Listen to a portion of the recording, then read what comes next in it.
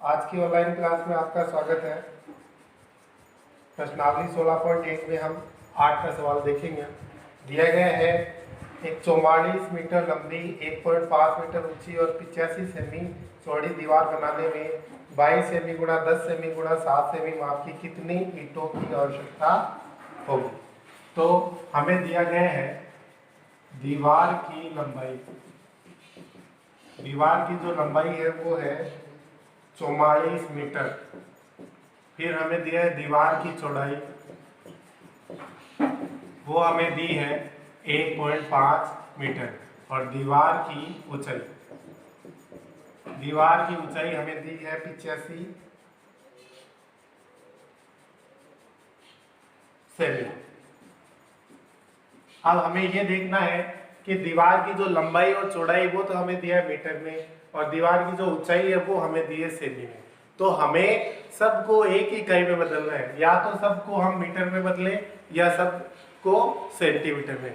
पर नीचे जो ईंटों की जो माप है वो तीनों सेमी में, तो हमें यहाँ पर तीनों माप को सेंटीमीटर में बदल लें तो हमें फिर बाद में ज़्यादा माथामची इसमें नहीं करनी पड़ेगी। तो हम सबको सेमी में बदल लेते हैं। तो 44 1 मीटर में 100 सेमी होती है, तो 44 मीटर में 4400 सेंटीमीटर हो गई। 1.5 मीटर में 1 मीटर में 100 सेमी, तो 1.5 में 150 सेमी, और ये पहले से ही सेमी में है। फिर हम यहाँ पर निकालेंगे दीवार का आयतन।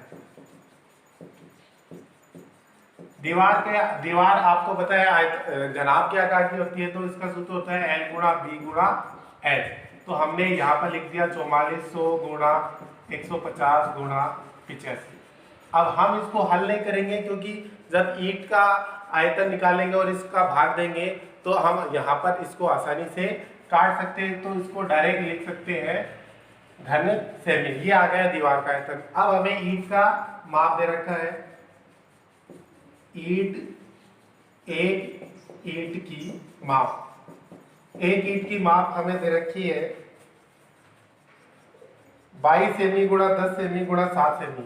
22 सेमी गुणा 10 सेमी गुणा 7 सेमी। तो ये हमें, ये इसकी लंबाई है, ये चौड़ाई है, ये ऊंचाई है। तो हम इसको आयतन के रूप में लिख सकते हैं, एक ईंट का आयतन। तो ये तीनों गुणा नहीं है, हम गुणा में इसको लिख सकते हैं 22 गुणा 10 गुणा 7, क्योंकि आयतन घन सेमी में आता है इसलिए हमने लिख दिया सेमी क्यूब। अब हमें पूछ रहा है दीवार में ईंटों की संख्या। तो अब हम आराम से इसको निकाल सकते हैं। इसका सीधा सूत्र होता है दीवार में ईंटों की संख्या। तो दीवार में ईंटों की संख्या का सीधा सूत्र है दीवार का आयतन बटे एक ईंट का आयतन। तो ये वैसे प्रैक्टिकल सवाल है। आप भी जब देखते हैं दीवार जब हम बनाते हैं तो हम सोचेंगे कि इस दीवार में कितनी ईंटें लग सकती। तो आप ये देख लो दीवार की लंबाई चौड़ाई ऊंचाई कितनी है, फिर ईंट की लंबाई चौड़ाई ऊंचाई कितनी है, और फिर दीवार के आयतन में ईंट का आयतन का भाग देके आप ईंटों की संख्या निकाल सकते हो। तो दीवार का आयतन हमारे पास है 4400 गुणा 150 गुणा 85, और बटे ईंट का आयतन हमें दे रखा है 22 गुणा 10 गुणा 7। अब हम इसको काट सकते हैं छोटा करने के लिए। तो आप देखिए 1 0 से 1 0 ये कट सकता है। फिर 22 का भाग 44 में 2 बार जाता है, तो ये हो गया 20 गुणा 150 गुणा 85, और नीचे 22 तो कट चुका है और ये बच गया 7। अब यहाँ पर ध्यान देंगे, यहाँ पर पहले 85 लिखा हुआ था, जो कि गलत है, क्योंकि 85 में 7 का भाग नहीं जाता है। किसी की संख्या वो 7 से कटती नहीं है, और अगर ऐसा होता तो ईंटों का मान पॉइंट में आता, जो कि संभव नहीं है। इसलिए यहाँ पर सुधार कर इसको 35 करेंगे। दीवार की ऊंचाई 35 सेमी है, तो यहाँ पर भी 35 लेंगे। जब 7 से काटते हैं 35 को तो ये आ गया 5, तो ये हो गया 20 गुणा 150 गुणा 5। 20 को 5 से किया 100, 100 को 150 से किया 15,000 ईंटें। ये हमारा उत्तर, क्योंकि यहाँ पर ईंटों की संख्या पूछी है तो यहाँ का पर मात्रक है वो ईंटें आएगा 15,000 ईंटें। ये आपका आंसर। 9 का सवाल दिया है, एक 10 मीटर लंबे 8 मीटर चौड़े और 6 मीटर ऊंचे कमरे में अधिक से अधिक कितनी अधिक लंबी छड़ रखी जा सकती है। तो ये बहुत इजी सवाल है। 10 मीटर, आप खुद इसको प्रैक्टिकल में समझे। आप एक कमरे में हो जिसकी लंबाई है वो 10 मीटर है और जिसकी जो चौड़ाई है वो 8 मीटर है और जिसकी जो ऊंचाई है वो 6 मीटर ऊंचाई इसकी कमरे की है। और इस कमरे में हमें एक छड़ रखनी है, अधिक से अधिक कितनी लंबी हो सकती है। तो हमें ये ध्यान में रखना है कि जो कमरा होता है वो होता है एक घनाभ के आकार का। तो इसमें अधिक से अधिक लंबी छड़ होगी, वो होगी उसका विकर्ण। तो अगर हमें विकर्ण का सूत्र पता है तो हम इसको आसानी से ज्ञात कर सकते हैं। तो इसको कैसे ज्ञात करेंगे, इसको लिख सकते हैं, कमरे की लंबाई दे रखा है 10 मीटर, कमरे की चौड़ाई वो हमें दे रखा है 8 मीटर और कमरे की ऊंचाई वो हमें दे रखा है 6 मीटर। और ये पूछ रहे हैं इसमें अधिक से अधिक कितनी लंबी छड़ आ सकती है। तो हम यहाँ पर लिखेंगे कमरे में अधिक से अधिक लंबी छड़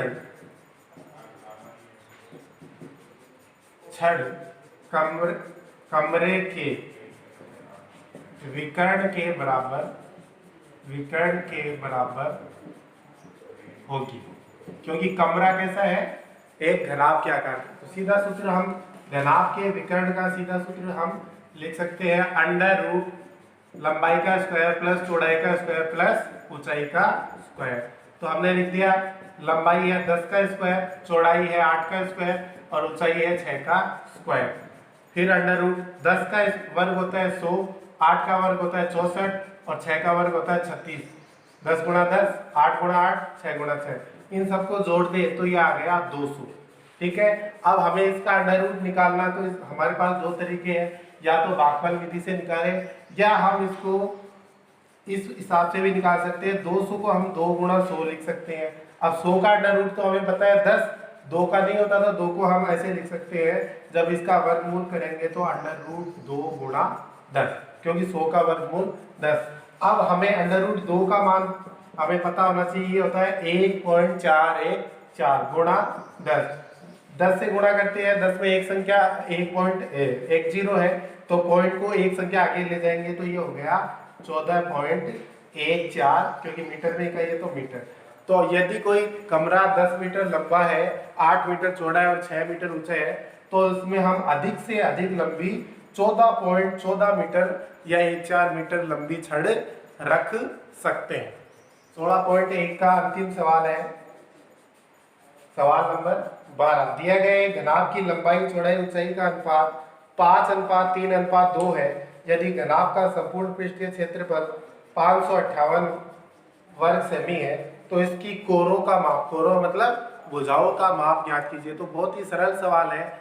आपको दिया गया है घनाभ में लंबाई अनुपात चौड़ाई अनुपात ऊंचाई, वो हमें दिया है 5:3:2। साथ में दिया गया है घनाभ का संपूर्ण पृष्ठीय क्षेत्रफल 558 है।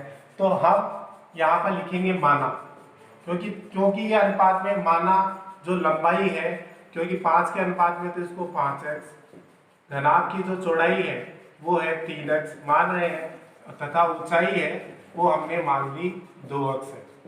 ठीक है, अब हमें दिया गया है घनाभ का संपूर्ण पृष्ठीय क्षेत्रफल, तो हम लिखेंगे घनाभ का संपूर्ण पृष्ठीय क्षेत्रफल, वो हमें दे रखा है 558 वर्ग सेमी। इसी से हम इसको निकाल सकते हैं। आपको देखो दे रखा है घनाभ का संपूर्ण पृष्ठीय क्षेत्रफल 558 है, तो आपको घनाभ का संपूर्ण पृष्ठीय क्षेत्रफल का सूत्र है वो इसके नीचे लिख सकते हैं। उसका सूत्र होता है 2 कोष्टक लंबाई गुणा चौड़ाई प्लस चौड़ाई गुणा ऊंचाई प्लस ऊंचाई गुणा लंबाई, जो हमें पहले से दे रखा है 558 वर्ग सेमी।